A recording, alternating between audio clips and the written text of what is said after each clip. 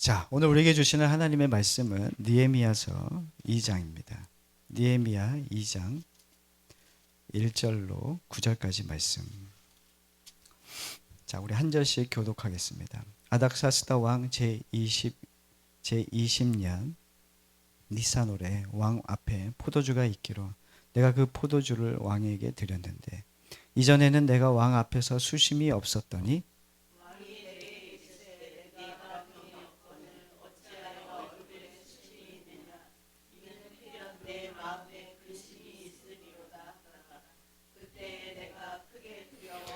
왕께 대답하되 왕은 만세수를 하옵소서. 내 조상들의 묘실이 있는 성읍이 이제까지 황폐하고 성문이 불탔사오니 내가 어찌 얼굴에 수심이 없사오리이까 하니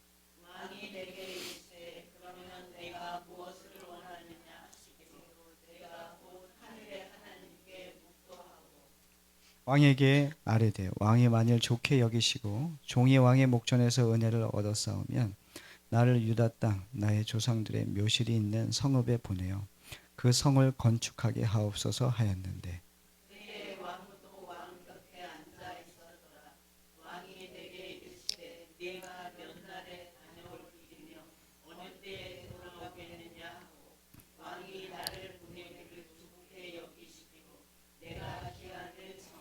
내가 또 왕에게 이르되 아뢰되 왕이 만일 좋게 여기시거든 강 서쪽 총독들에게 내리시는 조서를 내게 주사 그들이 나를 용납하여 유다에 들어가기까지 통과하게 하시고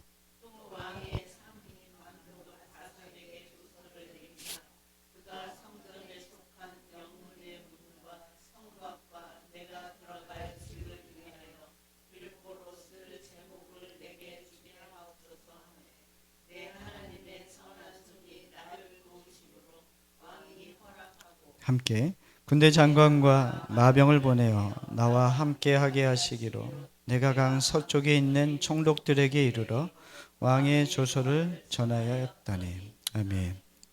할렐루야. 하나님의 선한 손이라는 주제로 말씀을 전합니다.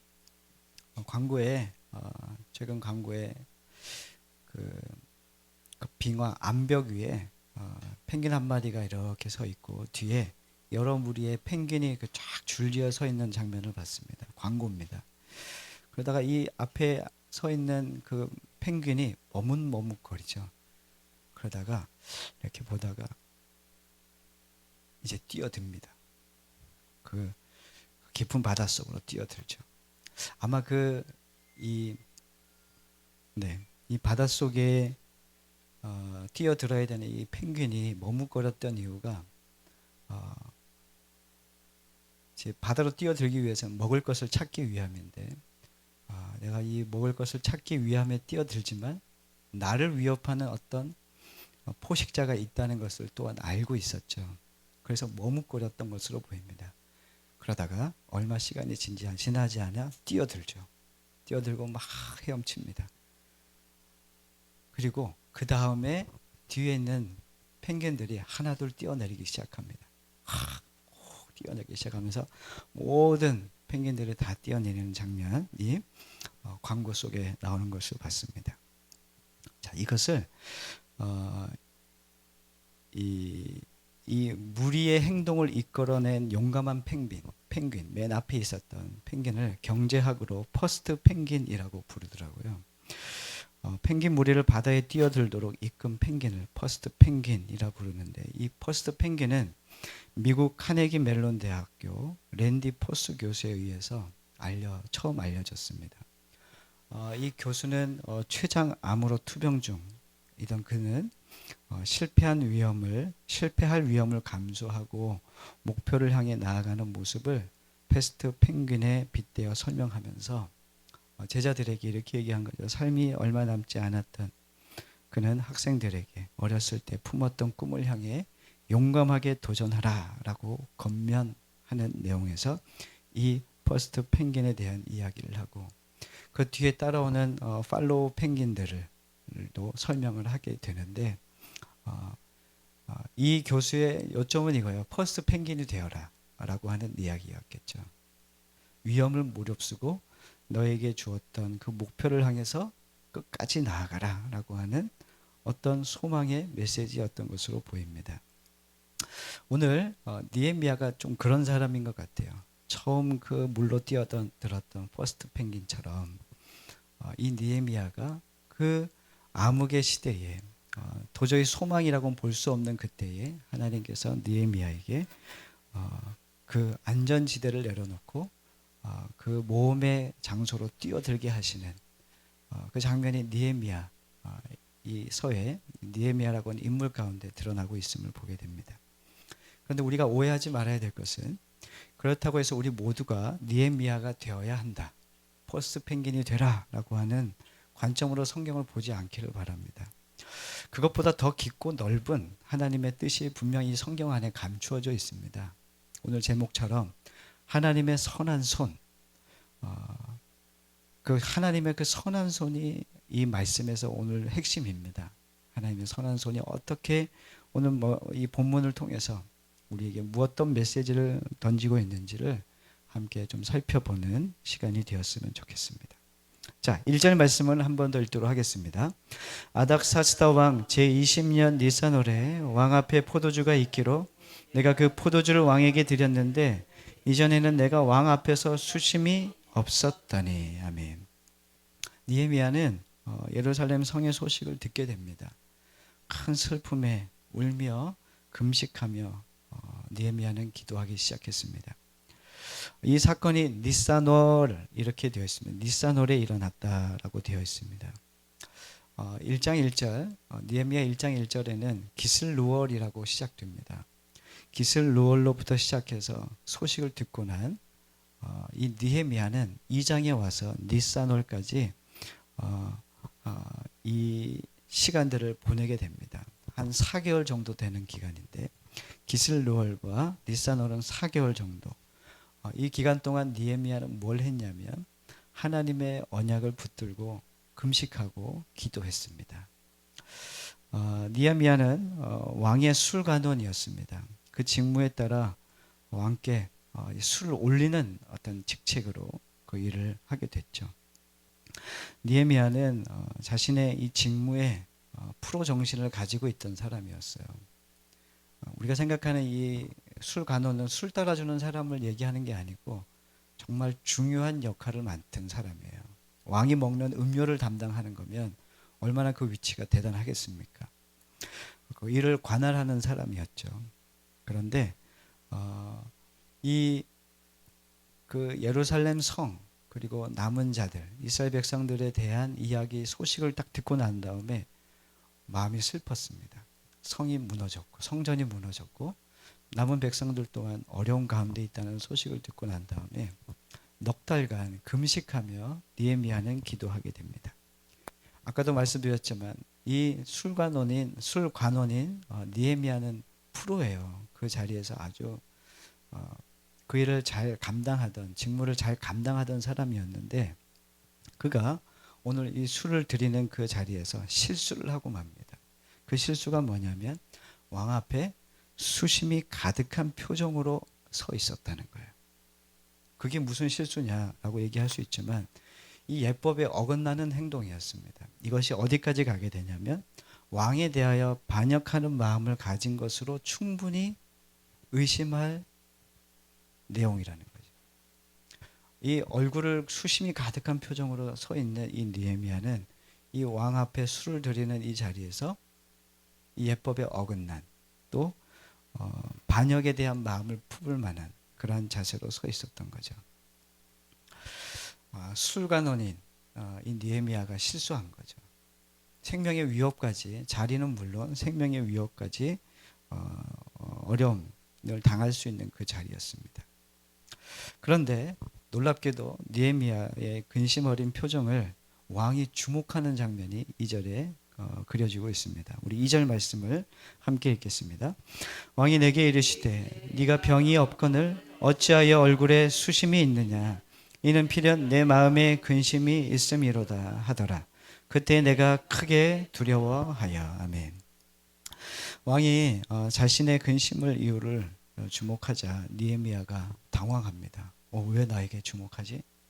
당황한 이유는 뭐였냐면 느헤미야는 자신이 얼굴이 굳은 표정으로 있다는 것을 잘 몰랐던 것 같아요. 그러니까 놀란 거예요. 여러분들 그럴 때 있잖아요. 여러분들 좀 속상한 일이 있으면 얼굴 굳어 있잖아요. 근데 자기는 잘 몰라요. 이거 보니까 한 두 분의 얼굴이 굳어 있어요.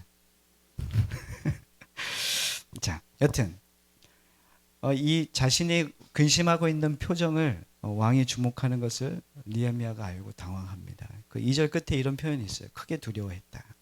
왜 두려웠을까요? 그 이후에는 에스라서까지 가봐야 되는데 에스라서 4장에 보면은 성전을 건축하는 일을 막는 사람이 누구였냐면 중도 멈추게 한 사람이 누구였냐면 아닥사스다 왕입니다. 그때 어떤 뉴스가 돌았냐면 가짜 뉴스가 돌았는데 가짜 뉴스가 뭐였냐면 예루살렘 성전을 회복하는 것은 반역을 일으키기 위한 음모다라고 하는 이 가짜 소식이 막 퍼져지다 보니까 그 누가 얘기해 준 거죠. 아닥사스다 왕에게. 그러자 아닥사스다 왕이 반역을 꾀한다고? 예루살렘 곧 반역의 성, 뭐 이렇게 생각한 거예요. 그래서 그 성전을 재건하는 것을 중단시킵니다. 자, 느헤미야는 이 사실을 알고 있었어요. 성전이 중단된 이유가 바로 반역을 꾀하려고 하는 이 예루살렘은 곧 반역의 성이었단 말이에요.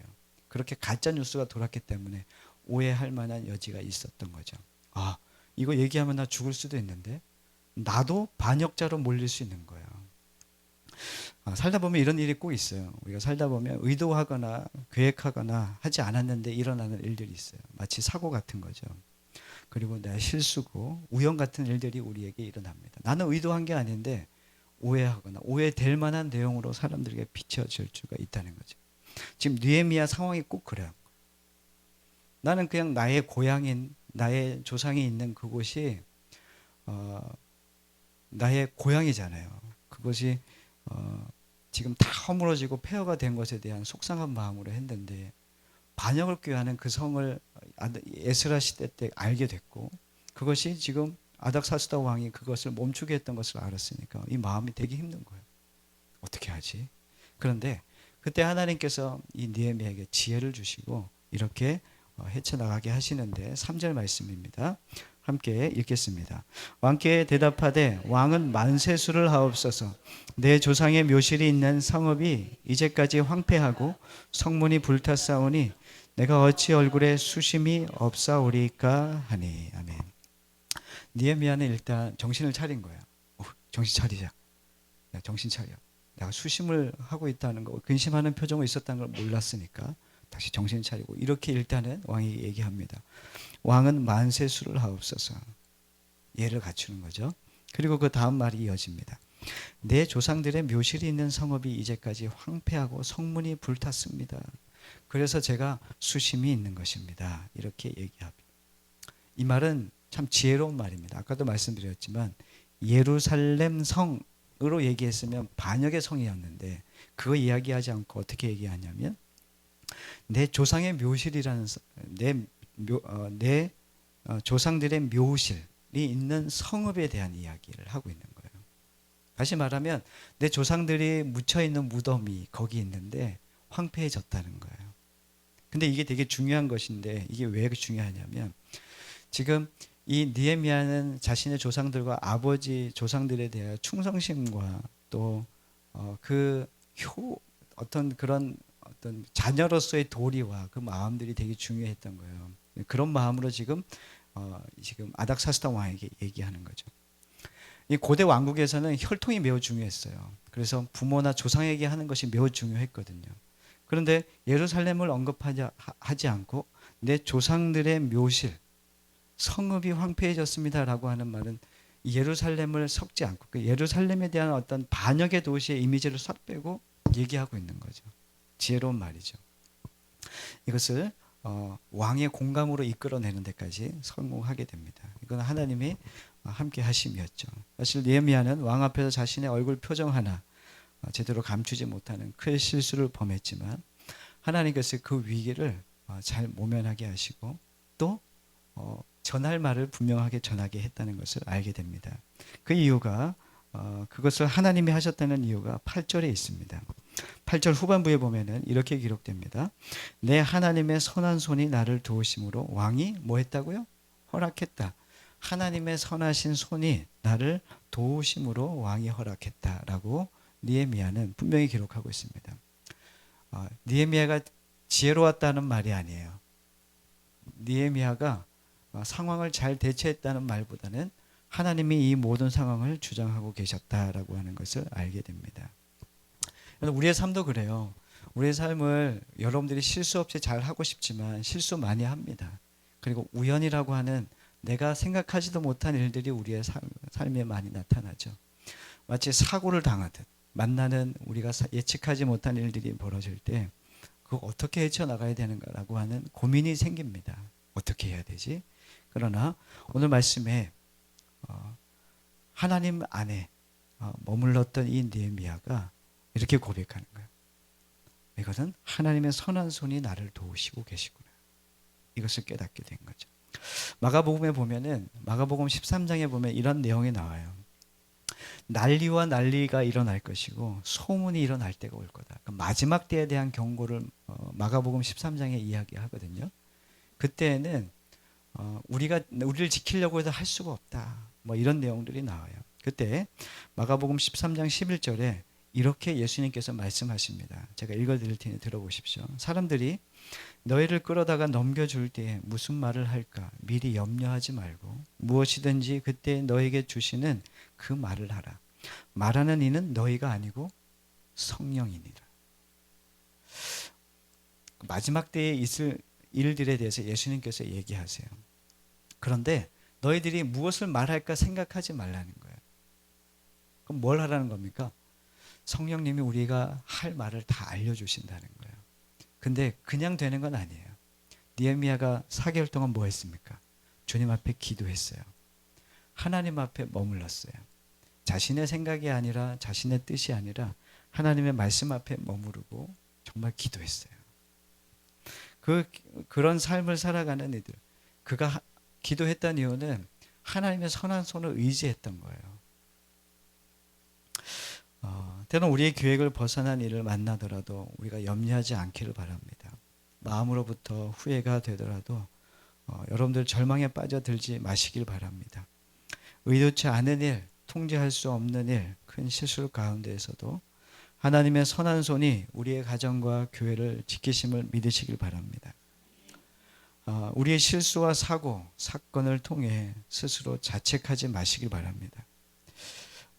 결국에 하나님의 선한 손이 나를 도우셨다는 찬양이 우리 입에서 터져 나오게 되기를 우리가 간절히 바랍니다. 우리의 실수와 우리의 연약함을 넘어 그 모든 것을 이루어 가시는 분은 하나님이세요. 그 하나님의 선하심, 그것을 우리가 믿기를 간절히 원합니다. 하나님의 손은 우리의 실수를 통해서도 일하시지만, 우리가 세운 치밀한 계획을 도구로 분명히 사용하시기도 하십니다. 우리가 세운 계획에는 우리의 기도와 노력, 열심이 포함됩니다. 하나님은 이 일이 있기 전 느헤미야를 준비시키셨습니다. 하나님의 은혜를 구하는 기도를 하게 하시고 회복에 대한 하나님의 뜻을 알리게 하셨고, 그리고 느헤미야를 통해 구체적인 계획을 하게 하셨습니다. 무엇을 준비해야 되는지도 알게 하셨던 거죠. 4절 말씀입니다. 함께 읽겠습니다. 왕이 내게 이르시되 그러면 네가 무엇을 하느냐 하시기로 내가 곧 하나님과 함께 묵도하고. 아멘. 왕은 이제 열린 마음으로 느헤미야의 마음을 읽고 이렇게 묻습니다. 그러면 내가 너한테 무엇을 해주면 좋겠니? 라고 묻죠. 아마도 이때는 느헤미야는 하나님이 드디어 내 4개월 동안의 기도에 응답하시는구나 라고 아마 확신했을 것입니다. 4절에 스치듯 지나가는 단어가 있는데 느헤미야가 하나님께 뭐 했다고요? 묵도했다라고 하는 내용이 있습니다. 묵도는 기도를 이야기합니다. 매일 하던 기도가 왕 앞에서도 습관적으로 나온 거예요. 하나님 이거 하고 계시는군요. 깨닫게 된 거예요. 습관으로 4개월 동안 해왔던 것이 왕 앞에서도 기도가 되고 있는 거죠. 이런 모습에 지금 확신으로 차 있는 느헤미야의 상태를 보게 됩니다. 이 지점이 오늘 본문에서 아주 결정적인 터닝 포인트가 되는데, 오늘 본문에 이 지금까지는 아닥사스다 왕이 왕으로 서 있지만, 이 느헤미야는 신하로 서 있었지만 이제 여기서 반전이 일어나는데, 어떤 반전이냐면 이 기도의 기점으로 관계가 뒤집힙니다. 어떻게 바뀌냐면 술관원인 이 느헤미야가 술관원으로 왕 앞에 서 있는 게 아니라 하나님의 말씀을 대언하고 대사로 서 있는 거야. 하나님이 대사로. 하나님께서 주신 뜻을 전달하는 사람으로 서 있다는 것을 우리가 이 4절 말씀을 기점으로 바뀌게 돼요. 이것이 참 놀라운 건데, 4개월 전 이 시작된 기도는 하나님의 뜻을 선포하기 위한 준비 과정이었던 거예요. 그 기도 시간이 없었다면 실수를 기회 삼아서 하나님 계획대로 안 되는 거냐? 아니면 이거 어떻게 해야 됩니까? 뭐 이런 어떤 얼버무리며 그냥 지나갔을 만한데, 그 4개월의 기도 생활을 통해서 그 실수도 하나님께서 선하게 사용하시고, 그 기도의 시간이 있었으므로 또한 하나님께서 치밀하게 계획하게 하셨던 내용, 그 안에서 왕이 그에게 그럼 내가 뭘 해줄까라고 묻자, 그리고 그동안 기도했고 그동안 자신이 계획했던 모든 것을 왕 앞에 내어놓기 시작합니다. 느헤미야의 실질적인 준비도 느헤미야의 뜨거운 기도와 아주 별반 다르지 않아요. 그럼 여기서 우리가 중요하게 생각해야 될 게 뭐냐면, 기도한다는 것과 준비한다는 것을 우리가 따로 뜯어 놓을 수가 없다는 거예요. 우리는 기도하면 다 돼, 이렇게 생각하는 경우가 많아요. 그럼 기도하면 다 됩니까? 기도 안 해도 돼. 기도해야 돼. 기도만 하면 돼. 그리고 아무 준비를 안 해. 지금 일하실까요, 안 하실까요? 자, 예를 좀 들어볼게요. 이번에 수능 응시자들이 52만 2천 명입니다. 엄청 많은 인원이 수능에 이번에 참여했더라고요. 찾아보니까. 자, 어떤 학생이 수능을 앞두고, 시험을 앞두고 매일 교회 와서 기도합니다. 하나님, 이번 시험 붙게 해주십시오. 실수 안 하게 해주십시오. 기도를 이렇게 하고 집에 가가지고 책을 안 들여다보고 핸드폰 계속 보고 있는 거예요. 하나의 학생이 있고, 또 한 명, 또 다른 학생은 그 주님께 똑같이 나가서 기도합니다. 하나님, 제게 지혜를 주셔서 준비하게 해주세요. 그리고 집에 돌아가서 이제 공부 계획을 짜고, 모르는 문제는 선생님께 물어보고 열심히 준비합니다. 자, 이 두 학생 중에 누가 느헤미야의 기도에 가까운 사람일까요? 네, 두 번째. 맞죠? 다 아시죠? 제가 청년 사역하면서 청년 사역하면 때 결혼 정년기에 들어선 청년들이 그런 상담을 많이 했어요. 목사님, 상담해 주세요 그러는 거예요. 그래서 왜? 그랬더니 목사님, 제가 이제 나이가 돼서 결혼을 해야 되는데 목사님하고 좀 대화를 나누고 싶습니다. 그래서 막 얘기하다 보면, 그럼 너는 이상형이 뭐냐 이렇게 물어봐요. 그럼 청년들이 뭐라고 얘기하는지 알아요? 믿음의 청년들은, 목사님, 저는요 새벽기도 하는 자매면 끝이에요. 새벽기도하는 자매가 제 이상형입니다. 이렇게 얘기하는 거예요. 그래서 제가 뭐라 했을까요? 야, 너는 새벽기도도 안 하는데 새벽기도 자매를 만나면 되겠니? 만날 수 있을까? 제가 새벽기도에서 만난 자매가 결혼한 그 커플을 봤거든요. 여러분들 잘 아는 박위 아시죠? 박위가 그 송지은님 맞나요? 그 자매랑 만날 때 어디였냐면 새벽기도 그 현장이었어요. 어떻게 우연히 만나게 한 거예요. 송지은, 준호 괜찮아?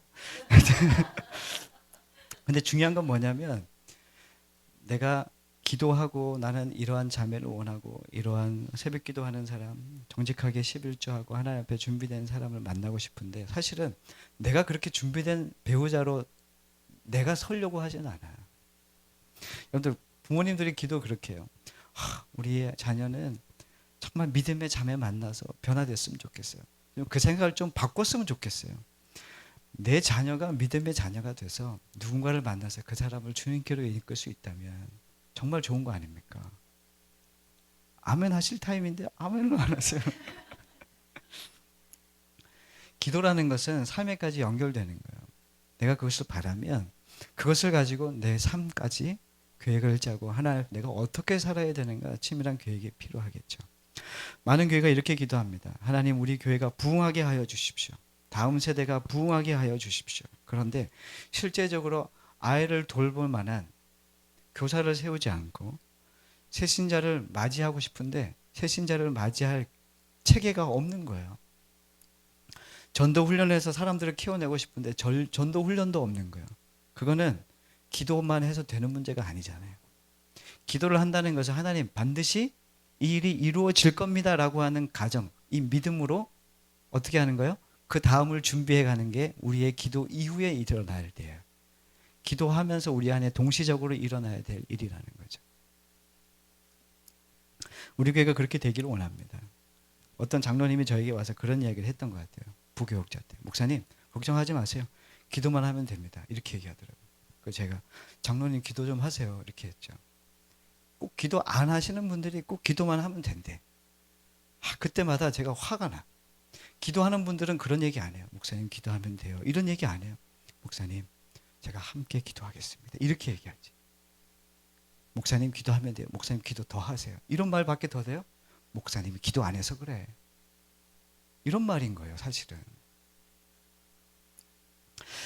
기도는 그 기도를 들으시고 반드시 이루신다는 것을 믿고 준비하는 것까지가 기도입니다. 우리가 그런 교회가 됐으면 좋겠어요. 하나님, 분명히 하나님 당신의 계획이 있음을 믿습니다. 그래서 주님 앞에 무릎으로 나아가고 주님 앞에 기도하지만 그것을 이루실 것을 믿는다면 그 다음을 우리가 준비하는 거예요. 우리가 계획하는 거 아닙니까? 네, 우리가 계획해야죠. 그러나 그 계획을 우리가 그 길을 걸어갈지라도 그것을 이루시는 분은 하나님이시라고 시편의 기자도 얘기했듯이 분명히 그 길을 인도하시는 분은 하나님이십니다. 그러나 우리가 기도하고 마치 자신의 나태함과 게으름을 무기로 나는 나태해서 이거 기도도 못하고 이것도 못하지만 하나님 분명히 이루실 거야. 이거는 하나님의 살아계심을 믿지 않는 거예요. 기도만 해. 그리고 기도만 하고 그 다음을 안 해.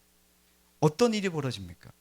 어떤 일을 만나도 대체할 만한 그것을 맞이할 어떤 마음의 준비가 안 되어 있는 거예요. 느헤미야는 준비했어요. 기도하면서 기도만 한 사람이 아니에요. 기도는 삶으로 연결되는 거예요. 기도를 통해서 하나님의 뜻을 알게 돼요. 하나님의 계획이 무엇인지 알게 돼요. 상황과 조건과 지금 내 안에 일어나는 모든 일들을 가지고 하나님 앞에 기도한다는 이야기는 하나님께서 이걸 통해서 우리에게 말씀하시고 싶은 거잖아요. 그 말씀하시는 것을 내가 듣고 준비할 수 있는 거죠. 그게 기도입니다. 기도는 나와서 무릎 꿇는 게 기도가 아니에요. 기도는 잘 들어야 돼요. 하나님이 나에 대하여 어떤 계획과 어떤 뜻을 품고 계신지를 알아야 돼요. 그게 하나님의 선하신 손을 의지한다는 의미예요. 나 구원받았어. 나 구원받았으니까 이제 그렇게 기도 열심히 안 해도 돼. 이 사람 구원받았을까요? 저는 확신합니다. 그럼 기도를 모릅니다. 주님을 잘 몰라요. 구원받은 게 맞을까요? 구원받았는데 내 기도 그만해야지. 헌신 그만해야지. 그래서 우리 교회는 은퇴가 없어요. 권사님 할렐루야. 우리 교회는 은퇴가 없다니까요.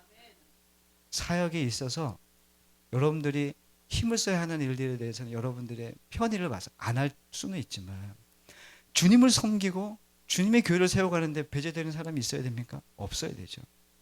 주님 부르실 그날까지 여러분들은 쉬려고 하지 마십시오. 그러나 청소를 막 시키지는 않겠습니다.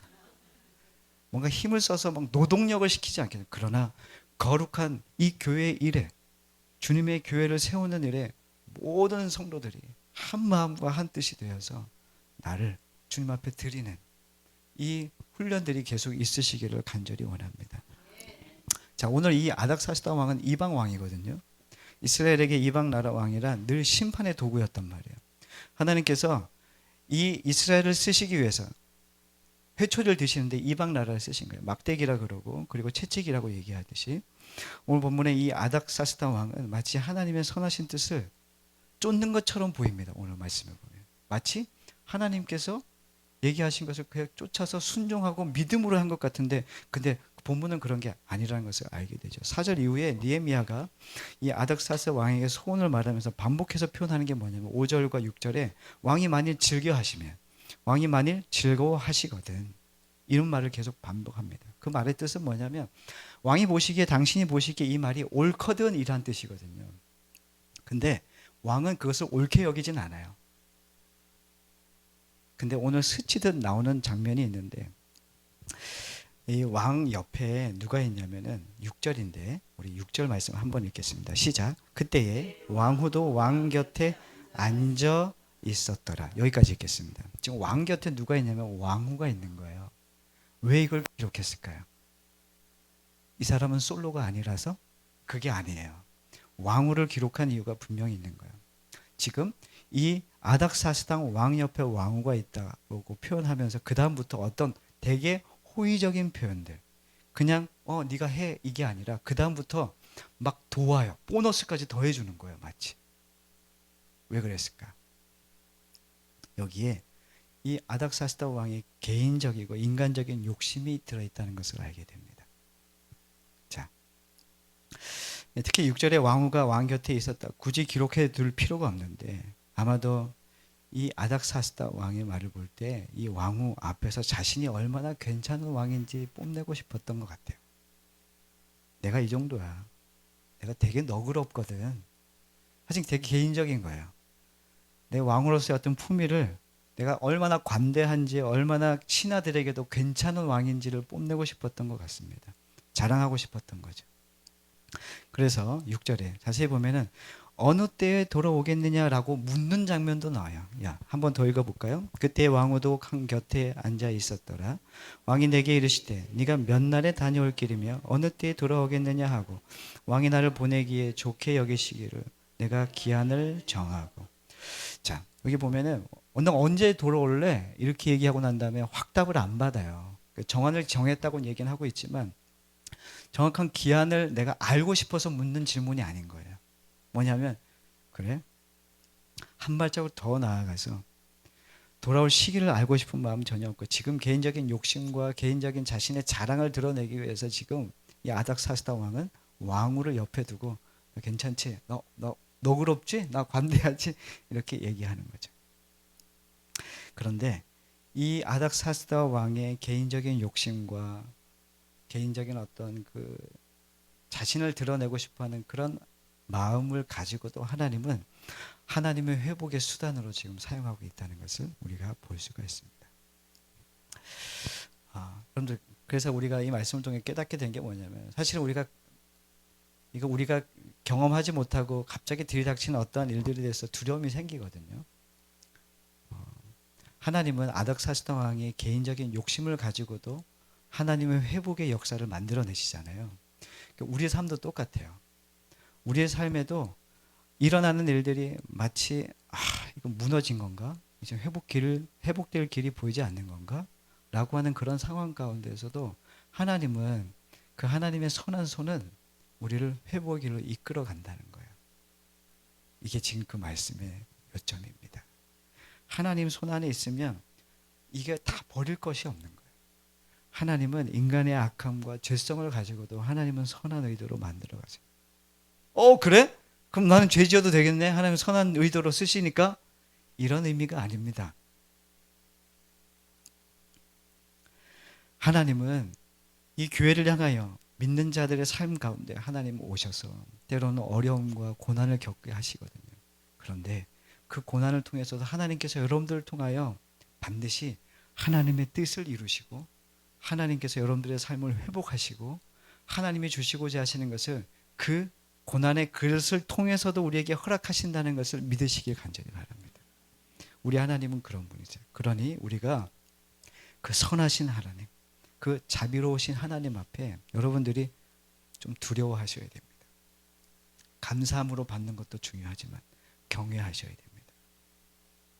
정말 나의 부족함을 알고 나의 연약함을 알 때 반드시 하나님은 엄유하시고 또 하나님은 공의하시고 또 우리에 대하여 자비하셔서 반드시 우리에 대하여 일어나는 모든 일과 상황들 가운데 그것을 하나님의 회복의 도구로 하나님의 뜻을 나타내는 귀한 도구로 만들어 가신다는 것, 이것을 잊지 않는 저희가 되기를 간절히 원합니다.